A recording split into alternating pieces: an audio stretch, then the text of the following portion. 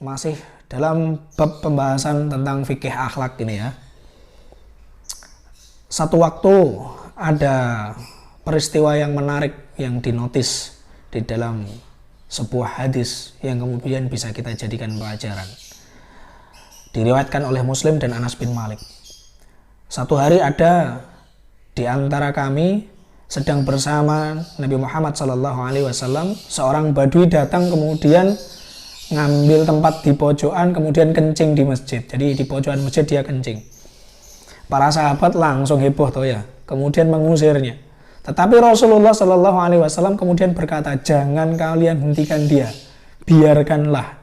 Maka para sahabat pun membiarkan dia hingga orang badui itu menyelesaikan kencingnya. Kemudian setelah selesai hajatnya ditunaikan, Rasulullah memanggil orang badui itu dan berkata kepadanya, sesungguhnya masjid-masjid tidak dibenarkan untuk dikencingi atau dikotori. Karena masjid-masjid itu digunakan untuk menyebut nama Allah, digunakan untuk sholat, digunakan untuk membaca Al-Quran.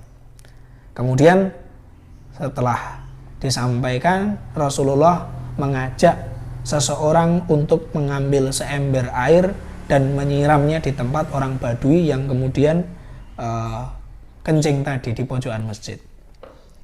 Coba kalau kemudian kita perhatikan dari hadis ini, bahwa ternyata Rasulullah memiliki strategi dalam berdakwah, dalam menjelaskan. Tidak serta-merta langsung dihukumi, di-stop atau diberhentikan seseorang yang melakukan sesuatu tanpa ilmu.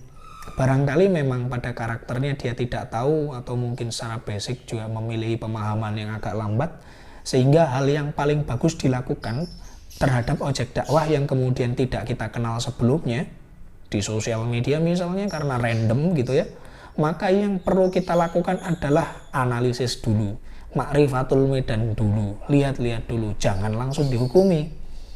Ya langsung takut, belum apa-apa sudah dihukumi salah, sesat, kafir, dan seterusnya. Maka ada proses ngamati dulu, namanya ma'rifatul medan, ngerti dulu, baru kemudian diberikan suntikan pemahaman, dijelaskan setelah selesai.